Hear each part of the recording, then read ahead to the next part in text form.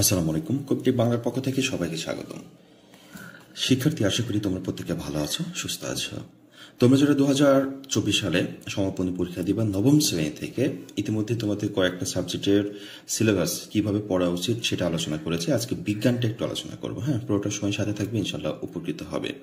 যারা এই মুহূর্তে আমার চ্যানেলে জয়েন করেছো, অবশ্যই চ্যানেলটিকে সাবস্ক্রাইব করে বেল আইকনটা অন করে রাখো, কারণ পরবর্তী সকল প্রকার আপডেট সবার আগে পাওয়ার জন্য। শিক্ষার্থীবৃন্দ, দেখো, এটা বিজ্ঞান, তোমাদের এই বইটাই পড়তে হবে। বিজ্ঞান নবম শ্রেণী অনুসন্ধানী পাঠ। এই অনুসন্ধানী পাঠের দেখো, এখানে আমাদের সূচিপত্র আছে। টোটাল অধ্যায় আছে হচ্ছে 14টা। টোটাল অধ্যায় আছে 14টা। এখন আমরা যদি সিলেবাসে যাই, সিলেবাসটা আমাদের বলছে যে ক বিভাগ, টোটাল 3টা বিভাগ আসবে। ক বিভাগ, খ বিভাগ, গ বিভাগ। আর বিজ্ঞান কিন্তু তোমার মাত্র 30 মার্কের পরীক্ষা হবে 2 ঘন্টায়। হ্যাঁ, একেবারে সহজ হবে। যে ক বিভাগ হচ্ছে প্রথম হতে তৃতীয় এবং 13 অধ্যায়, মানে 1, 2, 3 এবং 13, এই 4টা অধ্যায় মিলে ক বিভাগ। সেখান থেকে 3টি প্রশ্ন থাকবে, 2টি অ্যান্সার করতে হবে।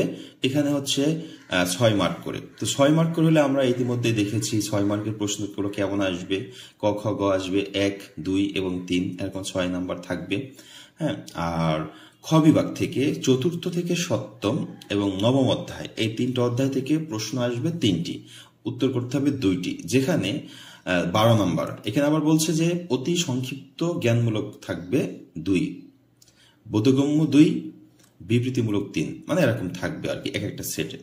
এরপর গ বিভাগ হচ্ছে 8, 10, 12 ও 14, মাত্র 2টি প্রশ্ন থাকবে, একটি অ্যান্সার করবে। এবার দেখো, তাহলে 8, 10, 12, 14 এই কয়টা অধ্যায় আমার মনে হয় তোমার আগে পড়ার দরকার নেই, কারণ অনেকগুলো অধ্যায়। কয়টা? 1টা, 2টা, 3টা, 4টা, ওই থেকে মাত্র 2টি প্রশ্ন আসবে। তাহলে তুমি এটা আগে পড়বা না, এটা পরে লাস্টে পড়বা। কিন্তু তোমাকে যেটা পড়তে হবে সেটা হচ্ছে এই 4টা অধ্যায় আর এই 4টা অধ্যায়। হ্যাঁ, এই 8টা অধ্যায় পড়লে তুমি দেখা যাচ্ছে 24 মার্কের অ্যান্সার করতে পারবা। ঠিক আছে, 30-এর ভিতরে 24 এখানেই রয়েছে। শিক্ষার্থীবৃন্দ, আবারও বলছি, বিজ্ঞানের 30 মার্কের পরীক্ষা হবে।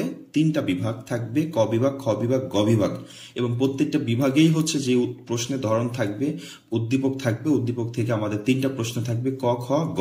ক এর জন্য 1 মার্ক, খ এর জন্য 2 মার্ক, আর গ এর জন্য 3 মার্ক। এই ধরনের প্রশ্নগুলো থাকবে। এছাড়া তোমাদের ধারাবাহিক মূল্যায়ন রয়েছে 20 মার্ক, টোটাল হচ্ছে 50 মার্ক হবে। এছাড়া বিজ্ঞানের ব্যবহারিক প্র্যাকটিক্যাল রয়েছে 50, টোটাল হচ্ছে 100 মার্কের পরীক্ষা বিজ্ঞানের হবে। ওকে, এই আর বিজ্ঞানের যে ব্যবহারিক বিষয়গুলো আছে, সেই ব্যবহারিক বিষয়গুলো এখানে যে মান বন্টন দেওয়া আছে। এরপর যে ব্যবহারিক বিষয়সমূহ, ডিএনএ এর মডেল তৈরি করতে হবে, উদ্ভিদ কোষ ও প্রাণী কোষের মডেল তৈরি করতে হবে। এগুলো হচ্ছে অনেক স্কুলে এই প্র্যাকটিক্যালগুলো করতে বলে, অনেক স্কুলে নাও করতে হইতে পারে। হ্যাঁ, তো স্কুল যেভাবে বলে সেভাবে তোমাকে কাজ করতে হবে। ওকে শিক্ষার্থীবৃন্দ, তো আমি তোমাদেরকে ধারাবাহিকভাবে যে ক্লাসগুলো করাবো, আগেই এই অধ্যায়গুলো শেষ করবো, কারণ এই অধ্যায় থেকে আমাদের একটু নাম্বার বেশি থাকতেছে। এই অধ্যায়গুলো শেষ হলে আমাদের একটা কনফিডেন্স আসবে। যদি এই অধ্যায়টা 1 মাসের ভিতরে শেষ হয়ে যায়, তাহলে একটা কনফিডেন্স আসবে যে বিজ্ঞান আমার 24 মার্কের একটা প্রিপারেশন নেওয়া হয়েছে, আর সামনের কিছুদিনে আমি এই 6 মার্কের প্রিপারেশন নিয়ে ফেলবো। ওকে শিক্ষার্থীবৃন্দ, তো আজকে পর্যন্তই। সবাই ভালো থাকবে, সুস্থ থাকবে, কবিটি বাংলার সাথেই থাকবে। আল্লাহ হাফেজ।